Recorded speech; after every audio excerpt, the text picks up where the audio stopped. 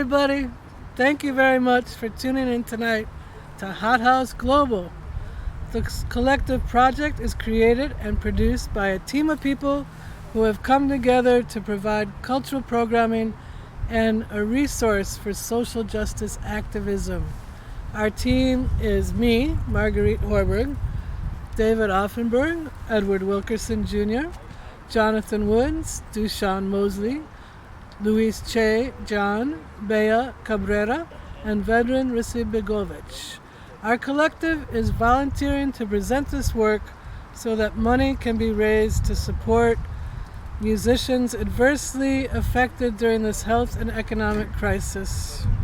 You should find donation links on the Twitch channel page and Hot House website.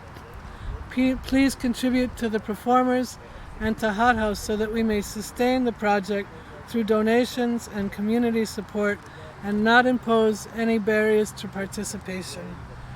One goal of this project is to provide greater access to the arts and to present cultural voices that are not typically found on commercial stations. These are live events and as such have a few rough edges as the technology is being developed. If the feed drops, please stand by as it will likely begin again shortly. Please spread the word. You can watch Hot House Global on Twitch TV, Streamlabs, YouTube, and the Hot House website. You can also start your own watch party on Facebook by sharing the live feed with your friends. Please also chat, comment, and donate. We hope you will give us your feedback and let's grow together. Program information about the events on the station and other projects organized by our nonprofit organization Hot House are detailed on our website, hothouse.net.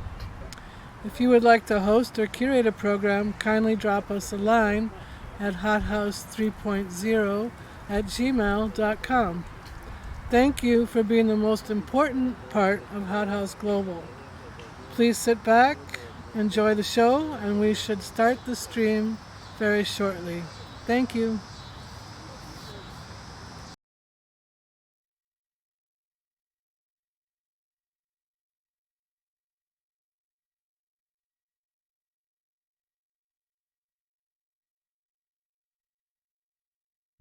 No intro.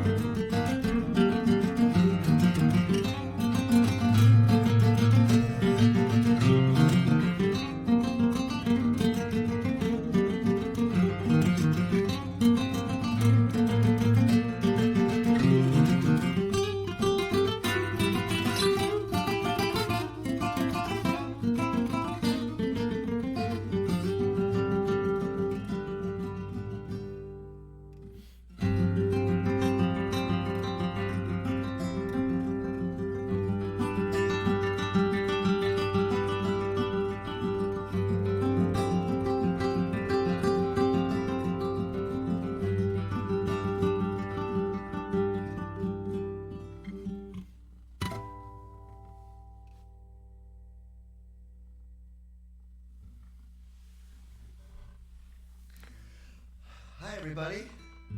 Here we are in this beautiful space here. And the acoustics in here are great, right? It's fantastic. Yeah. Wow.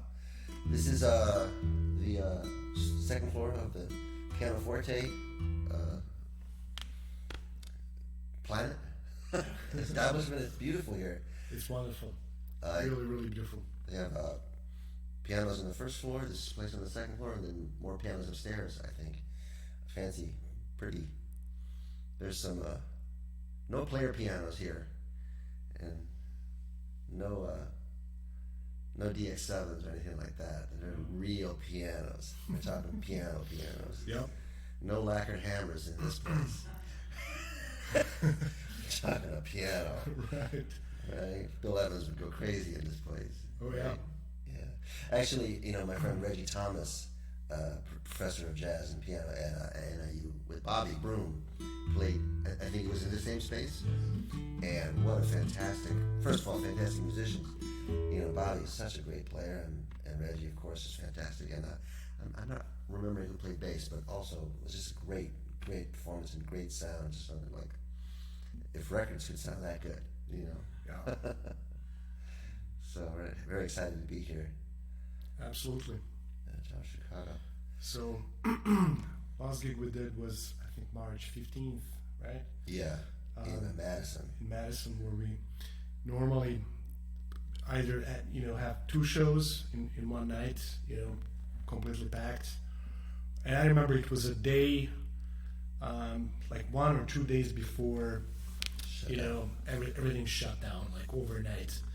And we had a nice show, but what's normally a double sellout was 15 people at the gig, and we still had fun and we played well, and went home. And then the next day, I think you flew to Colorado. Similar scenario. Right. I played. It was the last 3 gigs to say that before everything shut down, and the venues. It's kind of complicated for musicians because if the venue doesn't cancel and we cancel, then there's no reschedule. Yeah. If you cancel, it's like, I won't finish. Yeah. And they didn't want to cancel, so we had already bought the tickets. We were like, oh my gosh, but it was the last hurrah. Yeah. So we played at Dazzle with Tony Monaco, and we played one show in Iowa City, and then our show. Those were the last 3 that I had done. Yeah. Until now, until things are, whatever your political points of view, Illinois is doing pretty good. So I want to say thank you to all the people who are making this start to work.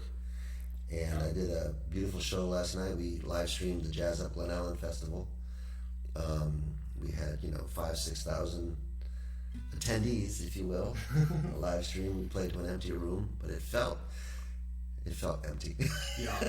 But it wasn't, and there was a lot of spirit there. And well, a lot of people have been doing this, concerts at the house, and I this is my first one. Yeah. So I'm kind of late in the game, but I was busy with other things, and still obviously playing and writing a lot of music. Well, I like to say that live stream, radio, in my opinion, radio is one of the most difficult formats, because usually it's no sound check, in an environment that isn't really set up for great sound. Right. You're in a funny chair usually, those arms, trying to play around those arms on radio. And I like to say it's the worst. It's like you're under a microscope with, mediocre sound and, mediocre environment. These are a little better because the sound is great right now, but it is even more of a microscope because there's a camera, Right. So I'm glad you wore that amazing shirt. Yeah. That's really nice. I'd like to give a shout out to J. Crew for being the sponsor of my shirts. Should we play another song? Yeah, we can keep talking about this for a while. I know. And it's like, 10,000 viewers, 9,000, 8,000. In a few minutes, there'll be like 6 people there. It's like my wife and You're your the wife. greatest. So, just to add, that we played 7 Boats, which is of our 7 Boats album, recorded 2004, and then we took a long break until this year, actually, January, we released a new album called In the Balkan. And we played a bunch of shows, from the release up to March 15th, and then nothing was happening. So this is a good opportunity to say the album is out there, and it's sounding pretty good. I think the songs are pretty good too. No, it was really exciting to make another record after all this time and play together again after all this time. We just were all so busy with other work, and sometimes you're only like 25 minutes away from each other. You have to be in Europe to run into each other and play gig, So we finally did, thanks to Delmark Records and the folks over there, recorded a new album. It sounds beautiful, and we wrote a bunch of new music. We play something new. How about Roots? Yeah.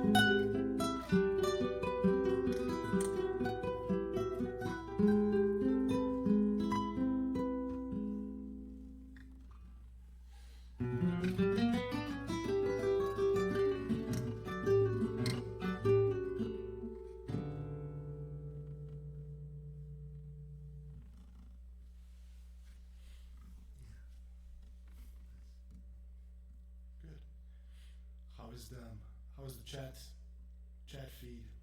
Good, no questions. All right. Oh, good. Yeah, if anybody has any questions out there, feel free to type it into our crew here. We'll read us the questions, and keep the questions decent, clean. Don't nothing too personal. Yeah. Oh, here's a good comment for you. I saw the two of you from the first row at 20 Front Street in Lake Orion, Michigan. Oh wow, Yeah. that's a nice space too. Yeah. Really beautiful space. And it's also a studio, and they do video, like really great video production. So I hope they come back Man, pretty soon. There is a video of us online playing the seven bows. The sound is good. We were playing amplified electric classical guitars, and so it's not as pristine and beautiful as something like this. But the camera work is really great. Right. And what's amazing is it's this one dude. I don't know. I remember his name. He's French or something. French guy, yeah. French guy, right? And it was like Zen. Like he was doing all these moves, like with a single camera. It wasn't no boom. There was no hydraulic lift and all that stuff, right? It was just him, and it was like he was doing Tai Chi around us. Yeah. And the shot's completely level, and there's these zooms and stuff, and it's all him. Like, Yeah. leave it to the French. That was a great experience. We have a couple more questions. Yeah, sure. If you want. This is from Carmen. Who has better nails? Oh man, 3 does. Dude, no, actually, it's so. I haven't actually told Goran this yet, but I finally threw in the towel. I got fake nails. That's I went to the nice. salon, and Kim over at Plume in DeKalb, there's a plug there. She hooked me up because because most, usually you go, and oftentimes there's a language barrier at the nail salons, and so it's hard to communicate.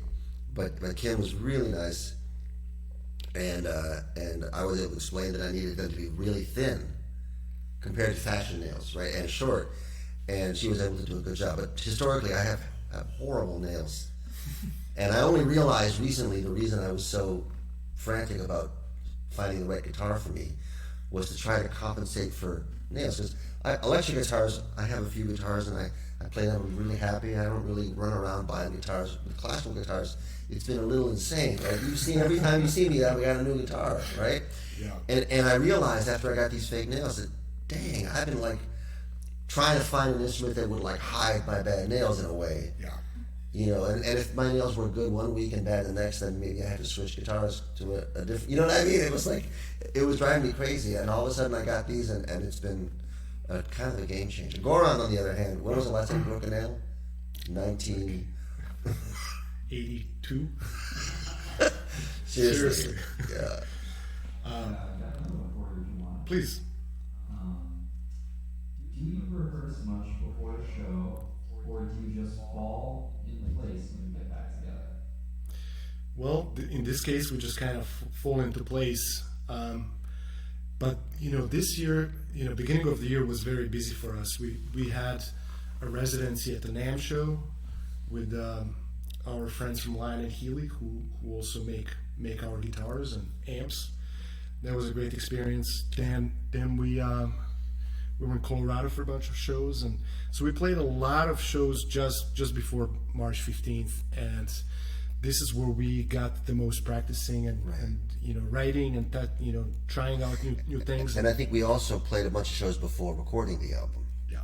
And so we had some of that under our belt as well. But this is the first time we played together since March. Yeah.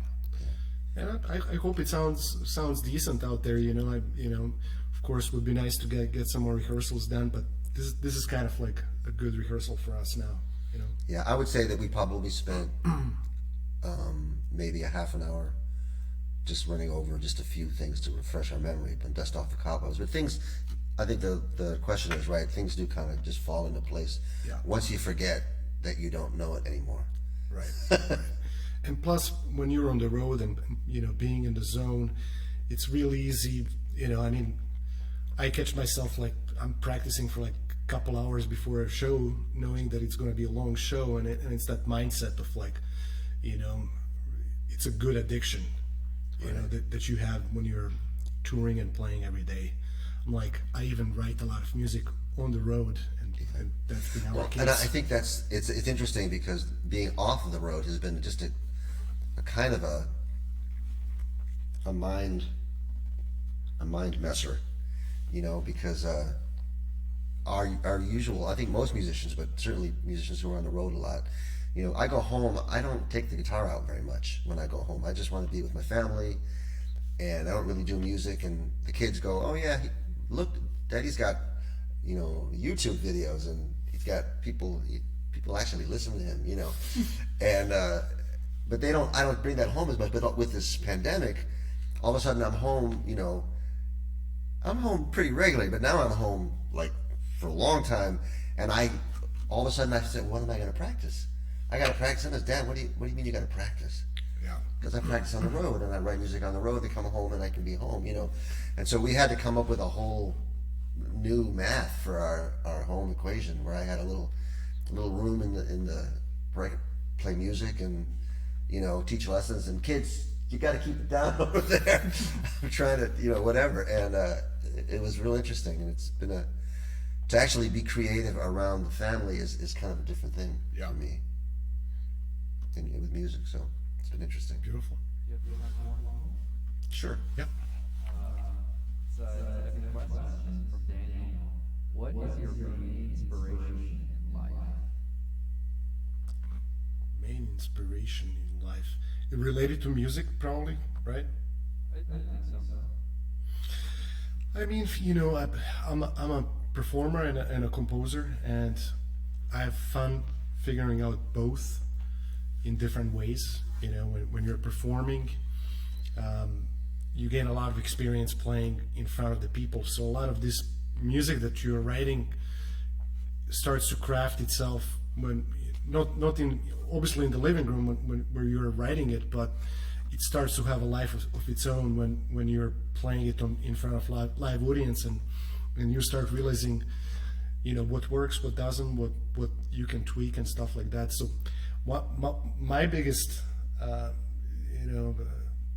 things that inspire me is playing for people and making it work the best I possibly can, right? But I'm in love with the process of how long is the perfect piece, how many different sections do you need, how do you arrange it with somebody who has a totally different musical background, and those are all things that are very inspirational. Just to keep it short and basic, but sure. Yeah, I mean, I think I agree with you. I think there are a lot of musicians, particularly younger folk, who are in love with the idea of music as a product, as a perfect product, that can be put in a frame and hung on a wall, in figuratively speaking. And that tends to be a pretty difficult and sometimes unrealistic way of looking at music. I think if you really obsess over the perfection, in some ways you can't get to it because it becomes really this obsessive thing. yeah. I think both of us are able to embrace the process, and if you embrace the process, I think it's inspiring to play together because you're not really necessarily obsessing over every little mistake. And to be fair, I think we have a crisis of perfection in our digital age. When you listen to the greats, whether it was Segovia or Julian Bream or Jascha Heifetz or Pablo Casals, I mean, by today's standards, we don't have that level of perfection. Does that mean that they weren't perfect enough, or does that mean that maybe we are striving to start to compete with a computer rather than allowing our humanity to be part of the process? I think having these digital alternatives to everything in life, forces us to maybe reappreciate and evaluate the humanity that is in everything we do, whether it's in painting or visual arts or music. So I'm into the process, and that's where we can have fun. We go on the road, and it's a party. Yeah. You know, it's a little party. Just, you know, we miss every exit on the way to the gig because you're just chatting away and arguing about, you know, phrasing. Yeah. Thanks for the questions. All right, should we play them? Yeah. War of the Worlds. This is another one off the new record. It's actually an old tune of mine. And originally there was an idea that the Orson Welles soundtrack would be in the background of this. I've written a few pieces based on the Orson Welles radio. Actually, it's a Campbell Soup radio hour. Was what it was back in the day. That was the sponsor. After Orson Welles did the War of the Worlds. And I think that's a pretty powerful production, and in so many ways influenced the modern understanding of theater and art. So I've always been inspired by that work, and so this is dedicated to that. It's called The War of the Worlds.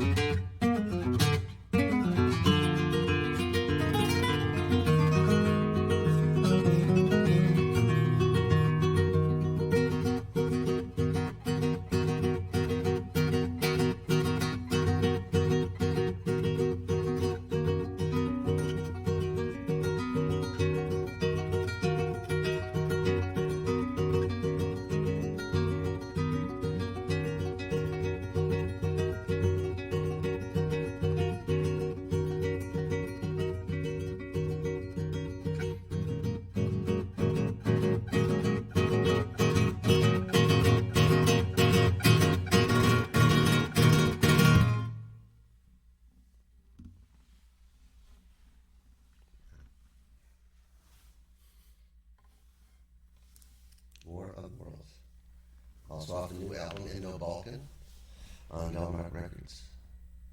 Just came out pre-pandemic. Came out before this thing. I can remember at least 2 other albums that were kind of sabotaged by either, the band, let's record in January, and in March the band was done. Yeah, right. Well, this was nobody's fault. Right, right. I mean, maybe somebody's fault, but release an album and then no, you can't tour. You can't play. Everything canceled. It's a crazy thing. But things like this are super fun, and there's a couple patio shows coming up. Yeah. In Chicago area, which we're playing really excited about.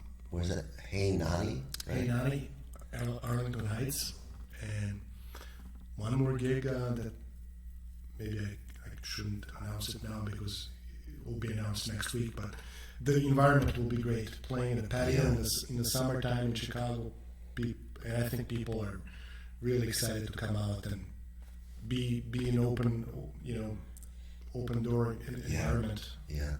I actually have, when this thing struck, I had 2 albums in the can. A record of music by Franz Cassez, and Billy Cobham was playing drums on it, Paul Wernico. Beautiful. Juan Pastor played on our record on a few tunes. Yeah. And then a record of all of brand new Indian jazz collaboration things that I do, Flat Earth Ensemble.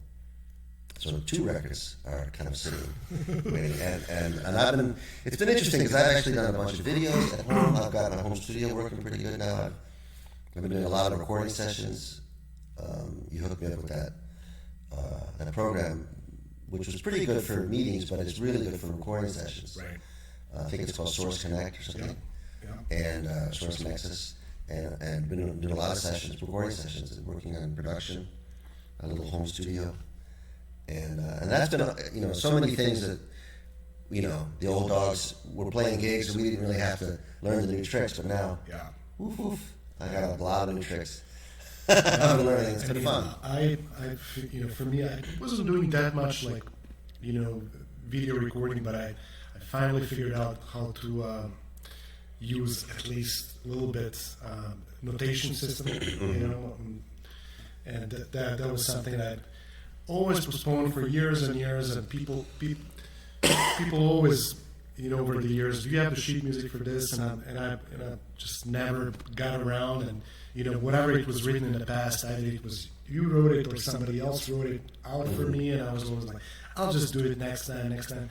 So I finally wrote out about 10, 11 pieces for soul guitar, and people are emailing, and I'm happy to share the music with everybody. So.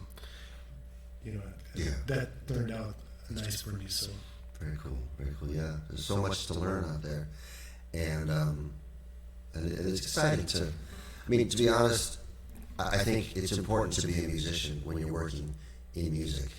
There's a lot of folks who are musical but not musicians who are working in the music field, and there's so many things that I'm surprised at how intuitive they are if you're a musician, but how maybe non-intuitive there if not a musician. So there are a lot of things that I've been doing. It comes back to that whole idea of, are you looking for perfection or are you looking for functionality? As a musician, we look for, does it work? It can always be more perfect. Yeah. And at a certain point, more perfect isn't really more perfect. It's just more sterile. It's more dead. And so even in the mixing world, I'm like, mixing these tracks that I have, people send me to mix or little things that we've done. And I'm amazed at how much, with a reasonably intelligent musician's approach, you can be like, well, here's a way to make this work. Whereas if someone's going by the book, maybe they wouldn't even see those possibilities. So it's been really liberating for me, and at the same time, I think I'm going to be a bigger pain in the butt to most engineers now. I'm like, no, dude, not like that. Do it like this. Pan it this way and double this file, right? And right. Yes. Stare it. I know. And do you have any good questions? No? All right. How about a couple more tunes? Yeah. What do you think? Yeah, I'm ready. Mhm. was what I mentioned earlier. Do you have a favorite chord? Favorite chord? No, it's just it's got to be a combination of chords to make it work. Well, the guitar works different than playing chords on the piano. So a lot of times we rely on open strings, and to make the chord work, we use the fretted notes, but then we have the open strings, and the combination of that can be really wonderful. Depending on do you want the open strings to be on top, or do you want the bass strings to be on the bottom, or do you want In the middle, right? So a lot of times it's the question of voicings, the range. I think it's beautiful to combine a lot of open strings, but then also once in a while you want that thick sounding chord, and then the next thing would be combination of open strings and notes that are played on a different string. I think it also depends on the kind of music you're playing, the kind of instruments. Nylon string guitars can be muddy pretty fast, and so there's a lot of chords that one might love to play on an electric guitar, but wouldn't work on nylon, and vice versa. Right. So a lot of times you're voicing chords for the situation and the timbre. And that's one of the things that's fun about our playing together is I've done a lot of duos, and you have too. Me too, yeah. And with other guitar players, and sometimes finding that blend of timbre and harmony is not as natural. Yeah. With a lot of folks. Yeah. But it seems to be pretty easy for us.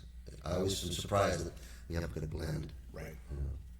Well, I guess if there's a lot of similar interests as a musician, obviously both of us love to arrange, love to write, and But man, he wants to know our favorite chord. right. Favorite chord. Come on. There's that one, man. That's awesome. I used to always mess around with this with my students. Be like, hey, check this out, guys. It's really awesome. That's a nice one. I like this one too. Major, right? This is like a crazy stretch. Well, speaking of beautiful, difficult chords, maybe we can do Indo-Balkan that has. Yeah. This tune is, in some way it's easy, in some way it's so hard because it's. I'm playing in 7, you're playing in 5, and then we're 5 against 4. Yeah. I don't even know. So This is the title track of Indo-Balkan. We had the sheet music here earlier. I think if you look on Facebook, there's a picture of us reviewing the music for a second. But this is basically Indo-Balkan is a piece that has more or less in 9 with a lot of 5 against 4. So there's an approach to 9 that would be more of an Indian approach to 9 or Hindustani approach to 9. And then an approach to 9 is more of a Balkan approach to 9. We kind of mix those together to create Indo-Balkan.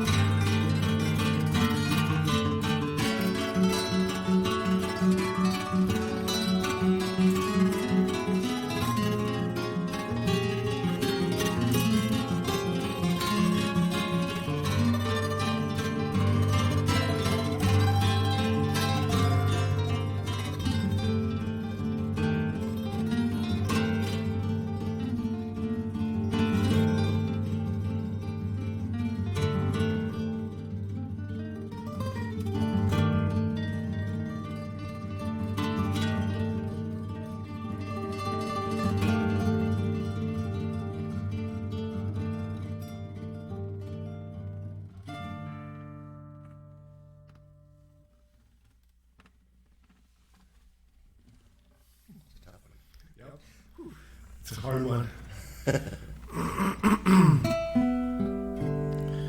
Well, we want to thank you, Thomas, and Piano Forte. We're big fans.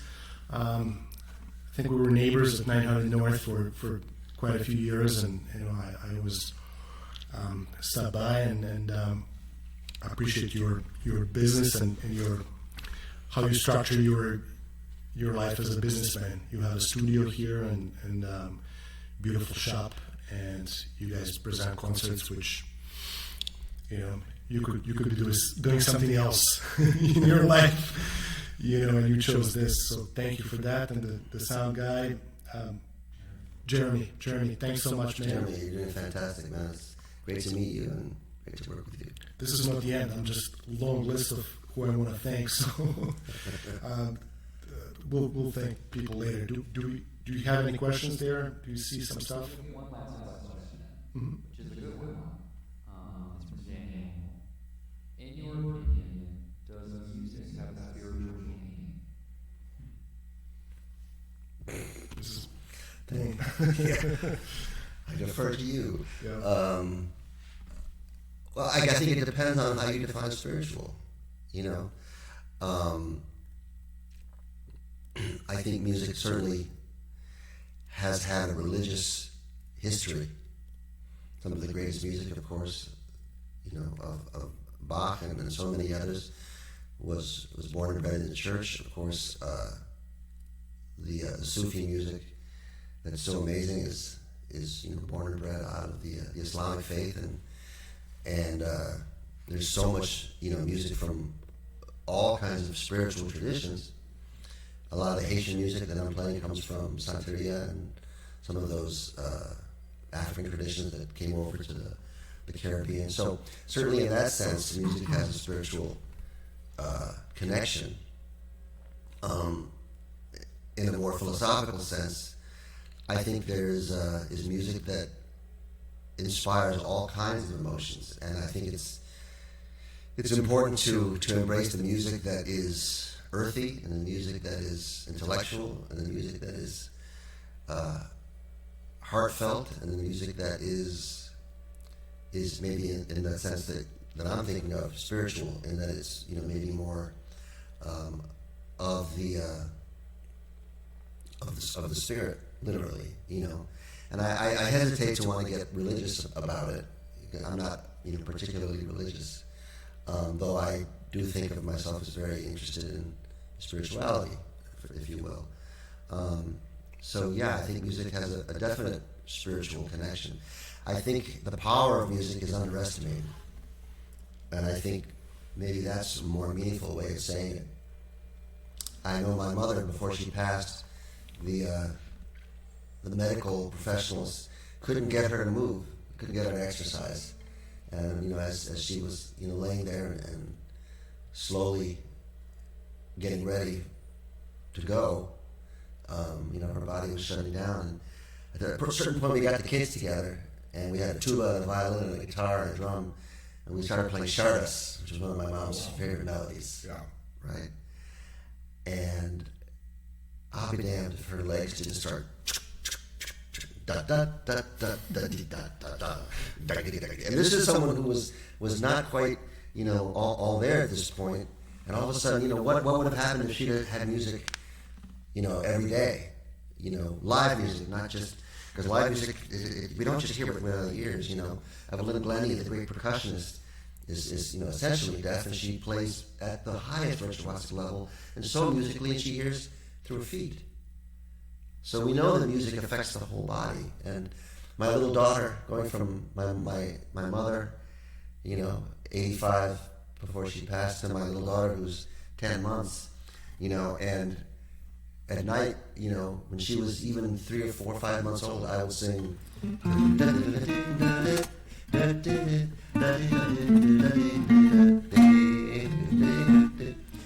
And she just started going. And grooving, right? And we would start, playing little bits of music around the house, ourselves, if it's, just like a jazz groove, my wife and I, sometimes learning new songs, so we're playing some jazz. And she would immediately start dancing. She doesn't know how to speak. She doesn't know how to walk. And yet she can move and understand music.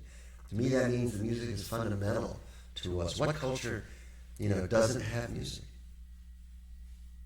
And when you play a groove, not for 10 minutes, not for an hour, but for 24 hours, what kind of effect does that have on our body, on our organs, on our heart, on our liver, on our libido, on everything, So yeah, music's powerful, and it's fundamental to who we are as human beings. I really believe that. If that works as spiritual for you, then that works as spiritual for me. Yeah. Well said, Fareed. Do we play something, man? Yeah. Close with this one, or a couple more. Let's close with this one. Yeah. What do you feel like? I was thinking of Santorini would be nice. This is another very challenging one. It's super fun. That we Goran initially wrote this, and then we worked on this together. I think this is one of this record we worked together on a lot of the tunes. A lot more. Why did you play drop D in this?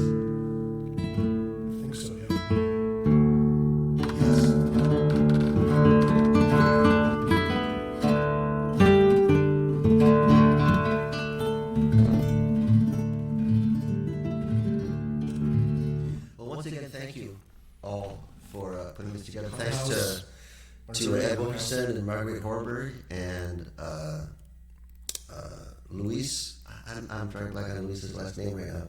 Luis does a fantastic job working the stream. On the other side, Luis walked me through setting up OBS and Twitch, and such a great dude. So Luis, we have a long history with Marguerite and Hot House, and they've always been really nice to us, and we've done a lot of different kinds of stuff over the years.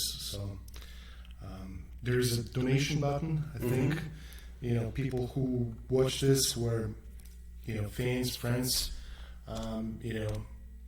This will keep us moving forward, and hopefully do more things like this. And yeah, but this is a freebie for us. So anything you can do, we appreciate it. Exactly, and people have been asking me to do live stream, and I'm not a super fan of this kind of environment, but this was beautiful, and especially playing with Fareed. If I had to do this by myself, I'd be, I'd be crying, bored to death here. I was going to do a live stream next week and let people watch me make a bowl of soup. I'd rather do that. It's a really quite a bowl of soup. Yeah.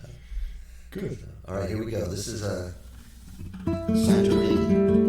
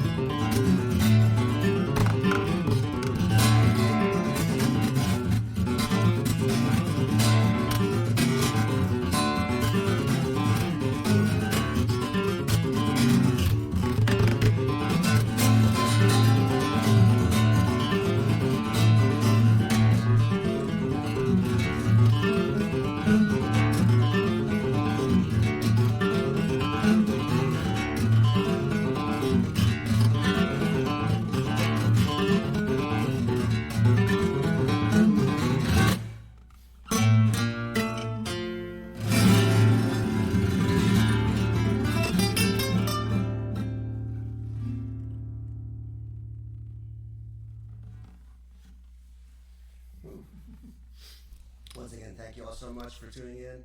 Thanks to Piano Forte. Thanks to the Hot House for supporting live music. We'll see you in person very soon.